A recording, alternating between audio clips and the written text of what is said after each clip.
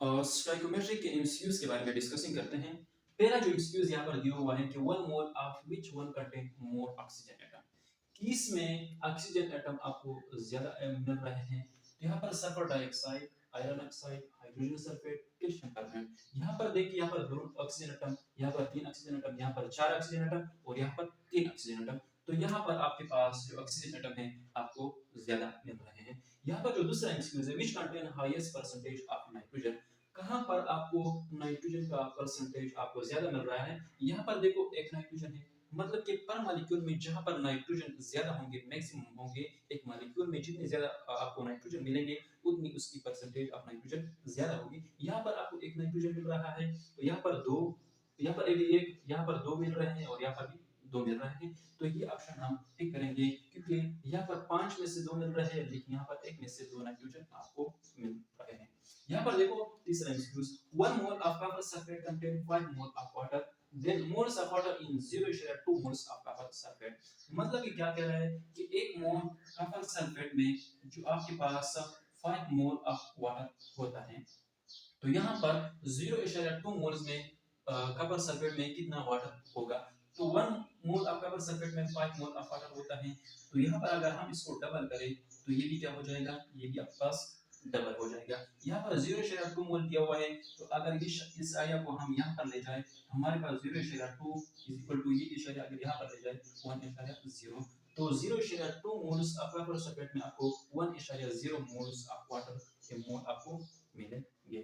और यहाँ पर देखो, चौथा MCQ, two molecules of carbon monoxide is converted into carbon dioxide, the number of molecule of oxygen needed for such conversion. मतलब कि कितने मॉलिक्यूल ऑफ ऑक्सीजन इस कन्वर्जन के लिए जरूरी होंगे। यहाँ पर बात की two moles of carbon dioxide, two mole of carbon monoxide is converted into carbon dioxide. यहाँ पर कितने कार्बन है, दो कार्बन है, तो यहाँ पर भी दो कार्बन होने चाहिए। अगर हम यहाँ पर दो लगाते हैं, यहाँ पर ऑक्सीजन चार है, तो यहाँ पर भी चार ऑक्सीजन होने चाहिए। तो दो ऑक्सीजन ये आपके पास हो गए और दो और ऐड करते हैं, तो यहाँ पर आप देखें कि 1 मोल्स ऑफ ऑक्सीजन यहाँ पर इसकी जरूरत है। तो यहाँ पर जो ऑक्सीजन है वो 1 मोल्स की जरूरत है, और 1 मोल आपके पास किसके बराबर होता है, एन ए, मतलब कि वोगाडो नंबर के बराबर होता है। या इसको हम इस तरह भी लिख सकते हैं, 6.02 ज़रा 10 की पावर 23 के पाले भी आप लिख सकते हो।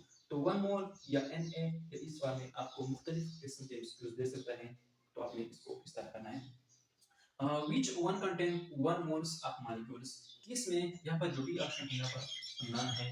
तो यहाँ पर देखो, जो which one contain 1 mole of molecule, किस में एक मोल ऑफ मॉलिक्यूल्स आपको मिल रहे हैं। यहाँ पर 1.0 ग्राम ऑफ H2O, अगर यहाँ पर 2 ग्राम ऑफ H2O होता तो हमें 1 मोल मिलता, लेकिन 1.0 ग्राम H2O में आपको एक मोल नहीं मिलता। यहाँ पर देखो, 1.7 ग्राम अमोनिया में, तो 1.7 ग्राम अमोनिया 1 मोल के बराबर नहीं होता, बल्कि 17 ग्राम जो होता है अमोनिया वो 1 मोल के बराबर होता है। यहाँ पर 35.5 ग्राम Cl क्लोरीन, ये 1 मोल के बराबर नहीं होता, बल्कि 71 ग्राम जो होता है वो 1 मोल के बराबर होता है क्लोरीन, क्योंकि यहाँ पर दो क्लोरीन है, अगर एक क्लोरीन देता तो फिर ये 1 मोल के बराबर होता। यहाँ पर आपने ऑप्शन कौन सा लगाना है, नन पर आपने टिक लगाना है। Calcium carbonate contain 3 gram carbon, then the mole of calcium carbonate, मतलब कि कैल्शियम कार्बोनेट में 3 ग्राम कार्बन है, तो कैल्शियम कार्बोनेट के कितने नंबर ऑफ मोल आपके पास होंगे। तो इसको आपने किस तरह करना है, मतलब कि अगर हम देखें 1 मोल ऑफ कैल्शियम कार्बोनेट में, कैल्शियम कार्बोनेट के 1 मोल में आपको यहाँ पर देखो जो कार्बन का मास है वो हमें 12 ग्राम मिलता है, तो हमारे पास 12 ग्राम कार्बन यहाँ पर होता है।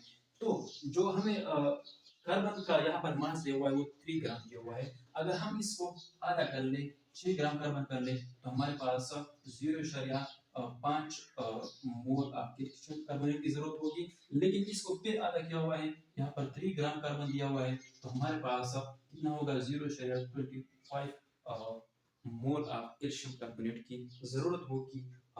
इसके लिए 3 ग्राम कार्बन के लिए, अगर कैल्शियम कार्बोनेट में 3 ग्राम कार्बन है, जो मोल होंगे कैल्शियम कार्बोनेट के वो 0.25 आपको मिलेंगे। तो ये इस तरह आपने जल्दी करना है ट्रिक के जरिए से आसानी के साथ, और मुकम्मल फार्मूले इस्तेमाल नहीं करना है, टाइम आपने ज़ाया नहीं करना है। Find number of particles in 108 gram of H2O, मतलब कि 108 ग्राम H2O में कितने पार्टिकल आपको पास मिलते हैं।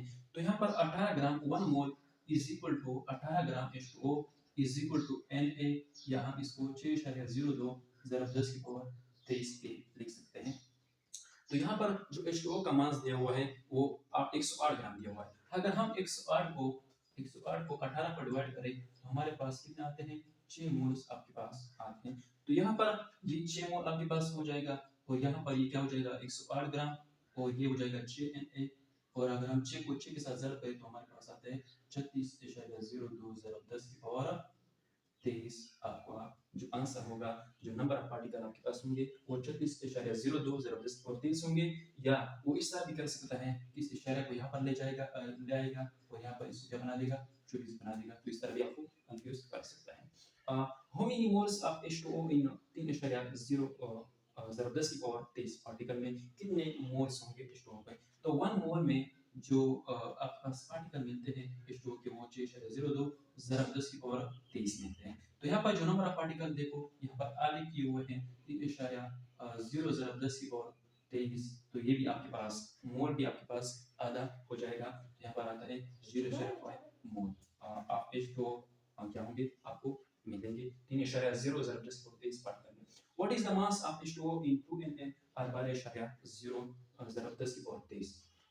1 मोल में जो H2O का मास होता है वो 18 ग्राम होता है, और ये किसके Na के बराबर होता है, इसको हम 6.02 ज़रब 10 की पावर 23 भी लिख सकते हैं। अगर हम इसको 2 मोल बनाते हैं तो हमारे पास ये हो जाता है 36 ग्राम और इज इक्वल टू 2Na, या इसको हम 12.04 ज़रब 10 की पावर 23 भी ले सकते हैं। तो आपके पास जो मास होता है H2O का 2Na या 12.0 4 ज़रब 10 की पावर 23 में जो आपको मास मिलता है H2O का वो आपके पास 36 ग्राम आपको मिलता है।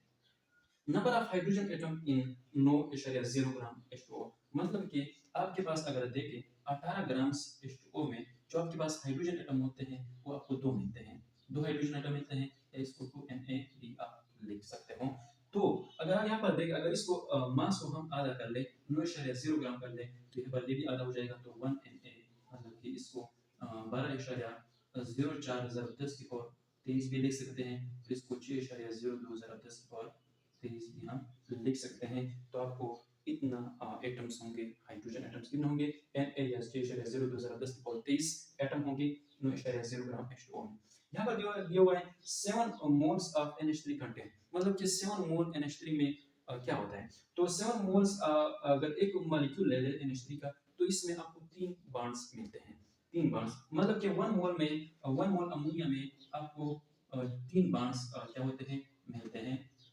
तो यहाँ पर अगर 7 मोल कर दे तो साथ ही 21 7 मोल में आपको 21 बॉन्ड्स मिलते हैं, और 21 बॉन्ड आपको मिलते हैं अगर बॉन्ड की बात करें। अगर हम इलेक्ट्रॉन की बात करें तो 7 मोल में एक अमोनिया में आपको 10 इलेक्ट्रॉन मिलते हैं, तो अगर हम 7 मोल ले लें तो आपको 17 इलेक्ट्रॉन मिलते हैं। अगर मैं आपसे पूछूं कि number of hydrogen bonds 7 moles of ammonia में कितने होंगे, तो इसके बारे में कमेंट्स में जवाब दीजिएगा।